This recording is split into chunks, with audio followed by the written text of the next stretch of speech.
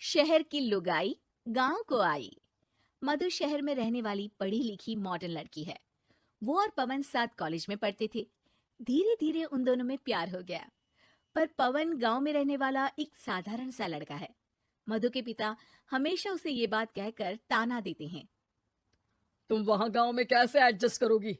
शादी करके तुम गांव तो चली जाओगी, पर अपनी सारी मॉडर्न सोच और चीजें यहाँ शहर में ही रखकर जाना। ये सुनकर मधु को बहुत गुस्सा आता है। तो क्या हुआ अगर वो लोग गांव के हैं? मैं वहां जाकर उस घर को बिल्कुल शहर की तरह बना दूंगी। शाम होते ही मधु पवन को वीडियो कॉल करती है। अच्छा हुआ तुमने वीडियो कॉल कर लिया। हाँ, मैं तुम्हें आज अपनी माँ से मिलाता हूँ। अरे बिट्टू, क्या कर रहा है? ये क्या है? दूर करना इस टुनटुने को।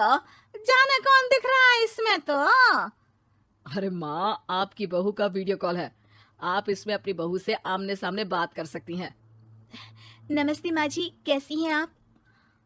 अरे जयका, ये बहू ने अपने कानों में क्या लगाया है? जो कैसे झुमके हैं? झुमके नहीं माँ जी, इन्हें ईयरफोन्स कहते हैं। इससे सामने वाले की आवाज और अच्छे से आती है। मैं आपको भी ला कर दूंगी। अरे नहीं नहीं, हमें नहीं ना चाहिए। हमारा कान बिल्कुल ठीक है। हाँ। माँ जी की ये बातें सुनकर मधु को अपने पिता की बातें याद आ जाती है और वो उसी वक्त ये ठान लेती है कि वो अपने ससुराल को एकदम मॉडर्न ससुराल बनाकर रहेगी। कुछ दिन बीत जाते हैं। पवन और मधु की शादी हो चुकी है। आज मधु का अपने ससुराल में पहला दिन है। माँ जी, मैं आपके लिए एक तोहफा लाई हूँ। अरे इतना बड़ा तोहफा! अरे कहाँ लाई है रे इस बड़े से बक्से में? मधु बॉक्स खोलती है। ये क्या है?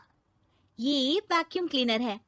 मैंने आपको झाड़ू लगाते हुए देखा तो सोचा अब आपका काम आसान हो जाएगा। अरे वाह बहू वाह, तूने मुझे झाड़ू लगाते हुए देखा तो तू मेरे हाथ से झाड़ू लेकर खुद भी तो लगा सकती थी ना। पर नहीं, तूने तो जे मशीन लाकर मेरे हाथ में दे दी कि यह काम हमेशा मैं ही करूं। ये आजकल की शहरी छोरियां बिल्कुल नहीं बदलेगी। मधु को मन ही मन गुस्सा आता है, पर फिर भी अपना गुस्सा भूलकर मधु माँ जी को वैक्यूम क्लीनर इस्तेमाल करना सिखाती है। अगले दिन मधु सुबह उठती है तो ये आंगन में से कैसी आवाजें आ रही हैं? मधु दौड़ती दौड़ती आंगन में जाती है और देखते ही चौंक जाती है। अरे माँ जी, ये आप क्या कर रही हैं? और वो कहा है ना, सुबह मैं जब कुएं से पानी निकाल रही थी तो मेरे कान की बाली उसमें गिर गई थी। तो ये तेरा वैक्यूम ना सारी चीजें अपनी तरफ खींच लेता है ना, तो मेरी बाली भी तो निकाल ही देगा। उसी की कोशिश कर रही हूँ, पर न जाने क्यों अब ये चालू ही नहीं हो रही तेरी मशीन। अब वो चालू होगी भी नहीं, पर अब कुएं में से पानी निकाल क्यों रही थी?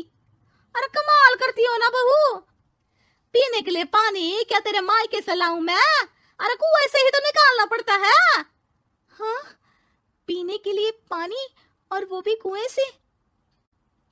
मधु दिमाग लगाती है और थोड़ी ही देर में घर में वाटर प्योरीफायर लगवा देती है। ये देखिए माँ जी, इसमें बस एक बार पानी भर देंगे तो नल में पानी साफ होकर बाहर आएगा। अरे वाह रे बहू, ये तो बहुत ही बढ़िया चीज है। रात हो जाती है। मधु जैसे ही प्योरीफायर का नल चालू करती है तो वो अचानक से फट जाता है और सब जगह पानी पानी हो जाता है। अरे ये क्या हुआ? ये क्या हो गया? मैंने तो बस इसमें उबला हुआ पानी डाला था, ये इतनी जल्दी खराब हो गया। अरे ये सारी शहरी चीजें सब ऐसी ही होती है कबूरी। क्या आपने इसमें उबला पानी डाला था? हाँ तो फिर पानी तो तभी साफ होगा ना जब उसे उबालेंगे। ये मशीन का कोई जिन है जो हमने जो बोला वो कर देगी है? मधु को बहुत गुस्सा आता है। इस तरह तो मेरा अपने ससुराल को मॉडर्न बनाने का सपना अधूरा ही रह जाएगा। नहीं, मैं इस तरह से हार नहीं मान सकती। थोड़े ही दिन में मधु पूरे किचन को मॉड्यूलर किचन में बदल देती है। अरे वाह बहू वाह, इतनी सारी अलमारियां! माँ जी मॉड्यूलर किचन देखकर बहुत उत्सुक हो जाती है। ये बक्सा का है? बहू ने शायद गलती से यहाँ रसोई में रख दिया है, पर है तो ये बहुत ही बढ़िया। अगले दिन सुबह। अरे मायरी, क्या हो गया? मैं तो बर्बाद हो गई। मेरी सारी पूंजी जलकर राख हो गई। हे राम, अब मैं क्या करूं? माँ जी की रोने की आवाज सुनकर मधु दौड़ी दौड़ी किचन में आती है और इतना धुआं देखकर घबरा जाती है। ये सब कैसे हुआ माँ जी? ये आग कैसे लगी? ये सब तेरा इस मॉड्यूलर किचन की वजह से हुआ है, और ऊपर से तूने तिजोरी जो रसोई में रख दी थी, मैंने जैसे ही अपने गहने और पैसे इसमें रखे और बाहर से इस ताले को घुमाया, ये तो 5 मिनट में ही आग बबूला होकर फट गया। अरे माँ जी, ये तिजोरी नहीं है, ये तो माइक्रोवेव है। इसमें गहने नहीं रखते, खाना गर्म करने के लिए होता है ये। और ये जो आपने घुमाया ना, ये ताला नहीं है, आपने इसके टेम्परेचर को फुल कर दिया, इसलिए ये फट गया।